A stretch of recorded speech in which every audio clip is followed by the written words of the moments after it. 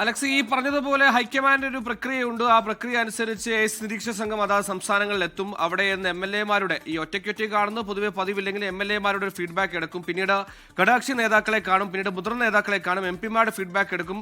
At last തീരുമാനം വരുന്ന ഹൈക്കമാൻഡിൽ നിന്നാണ്. പൊതുവെ ഈ MLA-മാരുടെ പിന്തുണ കൊണ്ട് മാത്രം ഒരാളെ മുഖ്യമന്ത്രിയാക്കിയ കീഴ്വഴക്കമൊന്നും ഹൈക്കമാൻഡില്ല. ഇത് നിർണായകമാണെന്നതിനപ്പുറത്തേക്ക് ഇനി എന്തൊക്കെ ഘടകങ്ങൾ കൂടി ഹൈക്കമാൻഡ് പരിഗണിക്കും, മറ്റ് ഒന്നിലേറെ ഘടകങ്ങൾ, ഒന്നിലേറെ പാരാമീറ്റേഴ്സ് ഒക്കെ നോക്കിയാണ് പൊതുവെ മുഖ്യമന്ത്രി ഈ പറയുന്ന കാൻഡിഡേറ്റ്ഷിപ്പ്, ഈ CM ഷിപ്പ് അവിടെ കൊടുക്കാറുള്ളത്. ഇനി മറ്റെന്തെങ്കിലും ഘടകങ്ങൾ കൂടി പരിഗണിക്കുമോ? ഈ MLA-മാരുടെ പിന്തുണ കൊണ്ട് മാത്രം ഈ പറഞ്ഞതുപോലെ ഒരാളിലേക്ക് AICC ചുരുങ്ങുമോ, ഒരു പേരിലേക്ക് ചുരുങ്ങുമോ? സുഹൈല, ഇതിൽ പ്രധാനപ്പെട്ട കാര്യം ക്ലെയിമുള്ള നേതാക്കൾ, അതായത് നിരവധി നേതാക്കൾ ഇതുമായി ബന്ധപ്പെട്ട് ക്ലെയിം മുന്നോട്ട് വെച്ചിട്ടുണ്ട്. അവരെയൊക്കെ കേൾക്കേണ്ടതുണ്ട്, അല്ലെങ്കിൽ അവർ പറയുന്നതൊക്കെ കേൾക്കേണ്ടതുണ്ട്. പ്രത്യേകിച്ച് കേരളത്തിലെ സാഹചര്യം ഒരു പ്രത്യേക സാഹചര്യമായി AICC വിലയിരുത്തുന്നു എന്ന് വേണം മനസ്സിലാക്കാൻ. ഇതിൽ പ്രധാനം KC വേണുഗോപാലിനൊപ്പമാണ് ഈ നിയമസഭയിലേക്ക് തിരഞ്ഞെടുക്കപ്പെട്ട MLA-മാരുടെ ബഹുഭൂരിപക്ഷം പിന്തുണയുള്ളത്. നേരത്തെ സുഹൈൽ സൂചിപ്പിച്ചതിലെ സാങ്കേതിക പ്രശ്നം, അതായത് മറ്റു സംസ്ഥാനങ്ങളിൽ സമാനമായി തന്നെ തർക്കമുടലെടുത്തപ്പോൾ അവിടെ ഹൈക്കമാൻഡ് കണ്ടെത്തിയ ഫോർമുല തിരഞ്ഞെടുക്കപ്പെട്ട MLA-മാരിൽ കൂടുതൽ ഏത് നേതാവിനെ പിന്തുണയ്ക്കുന്നു എന്നുള്ളതാണ്. രാജസ്ഥാനിൽ കണ്ടതാണ്. സച്ചിൻ പൈലറ്റ് ആയിരുന്നു രാജസ്ഥാനിൽ തിരഞ്ഞെടുപ്പ് നയിച്ചത്. പക്ഷേ തിരഞ്ഞെടുപ്പ് കഴിഞ്ഞ് മുഖ്യമന്ത്രി പദത്തിലേക്ക് അവകാശവാദം ഉന്നയിക്കാൻ രാജസ്ഥാനിൽ സച്ചിൻ പൈലറ്റിനൊപ്പം അശോക് ഗെഹ്ലോട്ടും ഉണ്ടായിരുന്നു. അവിടെ അങ്ങനെ MLA-മാരുടെ അഭിപ്രായം കേൾക്കുന്നു. അവരുടെ ഭൂരിപക്ഷ MLA-മാരും നിന്നത് അശോക് ഗെഹ്ലോട്ടിനൊപ്പമായിരുന്നു. അങ്ങനെ അദ്ദേഹം മുഖ്യമന്ത്രിയായി വരുന്നത് നമ്മൾ കണ്ടു. ആ തരത്തിൽ കർണാടകയിൽ നമ്മൾ കണ്ടു. സിദ്ധരാമയ്യ മുഖ്യമന്ത്രിയായി വരുന്നത്, DK ശിവകുമാറിനെ പിന്തള്ളി സിദ്ധരാമയ്യ മുഖ്യമന്ത്രിയായി വരുന്നത് കണ്ടു. തെലങ്കാനയിൽ രേവന്ത് റെഡ്ഡി മുഖ്യമന്ത്രിയായി വരുന്നത് കണ്ടു. ഈ ഫോർമുല നിലനിൽക്കുകയാണ്. പക്ഷേ കേരളത്തിന്റെ സവിശേഷ സാഹചര്യം പരിഗണിച്ച് ഘടകകക്ഷികളെ കേൾക്കുക, പ്രത്യേകിച്ച് 10 വർഷം അധികാരത്തിന് പുറത്തിരുന്ന മുന്നണിയാണ്. ആ മുന്നണിയെ തിരിച്ചു കൊണ്ടുവന്ന നേതാവാണ്. ആ മുന്നണിക്ക് വേണ്ടി ഒന്നായി പ്രവർത്തിച്ചവരാണ് ടീം UDF എന്ന് പറയുന്നത്. ആ UDF-ലെ മുഴുവൻ കക്ഷികളെയും കേൾക്കേണ്ടത് അനിവാര്യമാണ്. അല്ലെങ്കിൽ അത് ഈ തീരുമാനത്തിൽ പ്രധാനപ്പെട്ട ഒരു ഘടകമായി മാറുമോ? അത്തരം തുടങ്ങിയ കാര്യങ്ങളെല്ലാം വിലയിരുത്തി അതിന്റെ അന്തിമ തീരുമാനത്തിലേക്ക് എത്തേണ്ടത് AICC ആണ്. നേരത്തെ സൂചിപ്പിച്ചതുപോലെ ഒരു നേതാവിന്, അതായത് തിരഞ്ഞെടുപ്പ് രംഗത്തില്ലാതിരുന്ന സംഘടനാ പൊളിറ്റിക്സിൽ നിറഞ്ഞു നിന്നിരുന്ന ഒരു നേതാവിനെ തെരഞ്ഞെടുപ്പിന് ശേഷം AICC ഇവിടേക്ക് കെട്ടിയിറക്കി എന്നൊരു വികാരം പിന്നെ ഉണ്ടാകരുത് എന്നവർ ചിന്തിക്കും. മാത്രമല്ല, ദേശീയ തലത്തിൽ KC വേണുഗോപാലിന് ചെയ്തു തീർക്കാൻ നിരവധി ജോലികൾ ബാക്കിയുണ്ടെന്ന് വിലയിരുത്തപ്പെടുന്നുണ്ട്. ആ തരത്തിലുള്ള ചർച്ചകളും പുരോഗമിക്കുന്നുണ്ട്. അതെല്ലാം, ആ വശങ്ങളെല്ലാം വിലയിരുത്തും. പക്ഷേ അങ്ങനെ ഒരു നേതാവിനെ മുഖ്യമന്ത്രിയാക്കിയ ചരിത്രം നേരത്തെയും ഉണ്ട് എന്നാണ് KC വിഭാഗം ഉയർത്തിക്കാട്ടുന്നത്. നേരത്തെ AK ആന്റണിയെ, തിരഞ്ഞെടുപ്പിൽ മത്സരിക്കാത്ത AK ആന്റണി സംസ്ഥാന മുഖ്യമന്ത്രിയായി വന്നിട്ടുണ്ട്. അദ്ദേഹം അത് കഴിഞ്ഞ് 6 മാസത്തിന് ശേഷം തിരഞ്ഞെടുപ്പ് അഭിമുഖീകരിച്ച് വിജയശ്രീ ലാളിതനായി വന്നിട്ടുണ്ട്. ആ ചരിത്രം KC വേണുഗോപാൽ പക്ഷം ഉയർത്തി കാണിക്കുന്നുണ്ട്. അത്തരത്തിൽ KC വേണുഗോപാലിന്റെ കയ്യിലാണ് സംഘടനയുള്ളത്. MLA-മാരുടെ ബഹുഭൂരിപക്ഷം 46 പേരുടെ പിന്തുണ ഉള്ളത് KC വേണുഗോപാലിന്റെ കയ്യിലാണ്. നിലവിൽ പ്രതീക്ഷിക്കുക KC വേണുഗോപാലിന് നറുക്ക് വീഴും എന്നൊരു പ്രതീക്ഷയാണ് നിലവിൽ.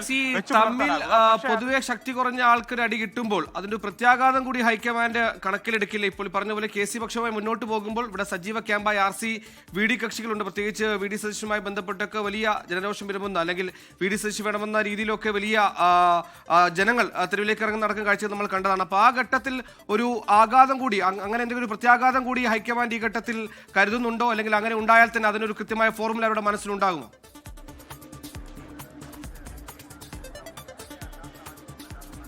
സുഹൈൽ, ഇതിൽ ഏറ്റവും കൂടുതൽ ഹൈക്കമാൻഡിനെ ഇരുത്തി ചിന്തിപ്പിക്കുന്ന ഒരു കാര്യം, KC വേണുഗോപാൽ മുഖ്യമന്ത്രി പദത്തിലേക്ക് എത്തിയാൽ 2 ഉപതെരഞ്ഞെടുപ്പുകൾ സംസ്ഥാനത്ത് നേരിടേണ്ടി വരും. ഒന്ന്, KC വേണുഗോപാലിനെ നിയമസഭയിലേക്ക് എത്തിക്കുന്ന ഉപതെരഞ്ഞെടുപ്പ് നിയമസഭയിലേക്ക് നടക്കണം. അതിന് ഏതെങ്കിലും ഒരു MLA രാജിവെച്ചതിന് ശേഷം മാത്രമായിരിക്കും KC വേണുഗോപാലിനെ മത്സരിക്കാനാകുക. അതൊരു ഉപതെരഞ്ഞെടുപ്പ്. മറ്റൊന്ന്, KC വേണുഗോപാൽ ഒഴിയുന്ന നിലവിലെ പാർലമെന്റ് സ്ഥാനമായ, അല്ലെങ്കിൽ പാർലമെന്റ് അംഗത്വമായ ആലപ്പുഴയിൽ നിന്നുള്ള MP സ്ഥാനമാണ് അദ്ദേഹം ഒഴിയുന്നത്. അവിടെ ഒരു ഉപതെരഞ്ഞെടുപ്പ്. അതങ്ങനെ 2 ഉപതെരഞ്ഞെടുപ്പ് മുന്നിൽ നിൽക്കുന്നുണ്ട്. ഈ 2 ഉപതെരഞ്ഞെടുപ്പിലും ജയിച്ചു കയറാനാകുമെന്ന് KC വേണുഗോപാലിന് ഹൈക്കമാൻഡ് നേതൃത്വത്തെ അറിയിക്കാൻ സാധിച്ചാൽ അദ്ദേഹം ഏറെക്കുറെ വിജയിച്ചു എന്നുള്ളതാണ് പ്രധാനം. പക്ഷേ അതിന് സാധിക്കുമോ എന്നുള്ള കാര്യമാണ് മറുപക്ഷം ഈ മണിക്കൂറുകളിൽ ഉയർത്തുന്ന പ്രധാനപ്പെട്ട ചർച്ചകളിലൊന്ന്. കാരണം നവമാധ്യമങ്ങളിൽ നിറയുന്ന ചർച്ചകൾ, പൊതുയിടങ്ങളിൽ നിറയുന്ന VD പക്ഷത്തിന്റെ ചർച്ചകളിലെ പ്രധാനപ്പെട്ട കാര്യം, VD സതീശനെ അനുകൂലിക്കുന്നവരുടെ പ്രധാനപ്പെട്ട കാര്യം, അങ്ങനെ VD സതീശന് മുകളിലേക്ക് KC വേണുഗോപാൽ വന്നിറങ്ങിയാൽ ഇനി KC വേണുഗോപാൽ തിരഞ്ഞെടുപ്പിനെ അഭിമുഖീകരിക്കുമ്പോൾ എങ്ങനെ കൈകാര്യം ചെയ്യണമെന്ന് ഞങ്ങൾക്കറിയാം എന്ന വിധത്തിലടക്കം അവരത് ചൂണ്ടിക്കാട്ടുന്നുണ്ട്. അവർ അത് സോഷ്യൽ മീഡിയ പ്ലാറ്റ്ഫോമുകൾ ചാനലുകളിലടക്കം അവർ ആ വിഷയം ഉയർത്തുന്നുണ്ട്. സ്വാഭാവികമായി ഹൈക്കമാൻഡിന് അത് പരിഗണിക്കേണ്ടി വരും. നേരത്തെ ഞാൻ സൂചിപ്പിച്ചതുപോലെ KC വേണുഗോപാൽ അങ്ങനെ നൽകുന്ന ഉറപ്പാണ് ഹൈക്കമാൻഡ് സ്വീകരിക്കുക. പകരം നിലവിൽ കേരളത്തിൽ ഇത്തരമൊരു ചർച്ച നടക്കുന്നതാണോ ഹൈക്കമാൻഡ് സ്വീകരിക്കുക എന്നുള്ളതൊക്കെ ഹൈക്കമാൻഡിന്റെ വിവേചനാധികാരമാണ്. അത് ഹൈക്കമാൻഡാണ് അതിൽ അന്തിമ തീരുമാനമെടുക്കേണ്ടത്. പക്ഷേ ഘടകകക്ഷികൾ അഭിപ്രായം പറയുന്നു. ഘടകകക്ഷികളുടെ ആകെ പിന്തുണ VD സതീശനൊപ്പം നിൽക്കുന്നുണ്ട്. അണികളുടെ ബഹുഭൂരിപക്ഷം പിന്തുണ അദ്ദേഹത്തിനൊപ്പമുണ്ട്. അത് പൊതുസമൂഹത്തിന്റെ, അതായത് VD സതീശനെ മുൻനിർത്തിയാണ് തെരഞ്ഞെടുപ്പിനെ നേരിട്ടത്. VD സതീശനാണ് തെരഞ്ഞെടുപ്പിനെ നയിച്ചത്. അദ്ദേഹം നാടും നയിക്കണം എന്ന പൊതുവികാരം പൊതുവിൽ രൂപപ്പെട്ടിട്ടുണ്ടെന്നാണ് VD സതീശൻ വിഭാഗക്കാർ പറയുന്നത്. സ്വാഭാവികമായി വലിയ രീതിയിൽ ഹൈക്കമാൻഡ് ഇതുമായി ബന്ധപ്പെട്ട തല പുകയ്ക്കേണ്ടി വരും. അതല്ല എങ്കിൽ നേരത്തെ സൂചിപ്പിച്ചതുപോലെ ഒറ്റ ക്രൈറ്റീരിയയിലേക്ക് ഇത് മാറ്റിക്കഴിഞ്ഞാൽ, ഒറ്റ മാനദണ്ഡം, അത് നിയമസഭാ കക്ഷി അംഗങ്ങളിൽ എത്ര പേർ ഇന്ന നേതാവിനെ പിന്തുണയ്ക്കുന്നു, ഏറ്റവും കൂടുതൽ പേർ പിന്തുണയ്ക്കുന്ന നേതാവ് ആരാണ് എന്ന ഓരോ ക്രൈറ്റീരിയയിലേക്ക് മാത്രം അത് നീക്കിയാൽ അത് KC വേണുഗോപാലിനൊപ്പമാണ്. അത് സംഘടന പോലും KC വേണുഗോപാലിനൊപ്പമാണ്. അങ്ങനെയെങ്കിൽ VD സതീശനും രമേശ് ചെന്നിത്തലയ്ക്കുമൊപ്പം ഡൽഹിയിൽ നിന്ന് KC വേണുഗോപാൽ കേരളത്തിന്റെ മുഖ്യമന്ത്രിയായി പറന്നിറങ്ങുന്നത് കാണേണ്ടി വരും. പക്ഷേ അത് കണ്ട് ഈ നേതാക്കളുടെ മറ്റു വിഭാഗങ്ങൾ നിൽക്കുമോ, അവർ തെരുവിലേക്ക് എത്തുമോ എന്നുള്ള കാര്യമൊക്കെ കണ്ടറിയണം. ഇന്ന് വൈകുന്നേരം ഇരുട്ടിയിൽ VD സതീശനായി വലിയ പ്രകടനം ആസൂത്രണം ചെയ്തിട്ടുണ്ട്. അത്തരത്തിൽ ശക്തി പ്രകടനങ്ങൾ പലയിടങ്ങളിലും നേതാക്കളുടെ അണികളും അവരുടെ ബ്രിഗേഡുകളും എല്ലാം ആസൂത്രണം ചെയ്യുന്ന മണിക്കൂറുകളാണിത്. എന്താണെങ്കിലും ഇവിടെ നിന്ന് MLA-മാരുടെ അഭിപ്രായം കേട്ടതിന് ശേഷം AICC നിരീക്ഷകർ ഇന്ന് രാത്രിയോടുകൂടി മടങ്ങുമെന്നാണ് മനസ്സിലാക്കുന്നത്.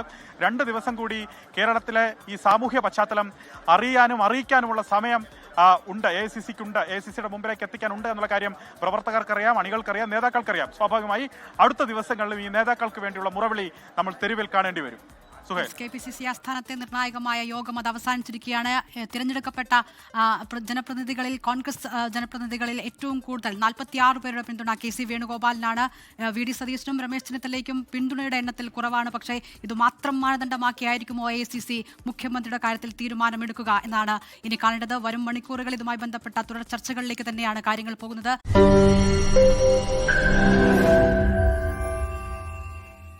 ലോകത്തെവിടെയായാലും ഏത് സമയത്തും 24 വാർത്തകളും ഓഗ്മെന്റഡ് റിയാലിറ്റി പാക്കേജുകളും എക്സ്പ്ലെയിനറുകളും വിശദമായി കാണാൻ ഞങ്ങളുടെ YouTube ചാനൽ നിങ്ങൾക്ക് സബ്സ്ക്രൈബ് ചെയ്യാം.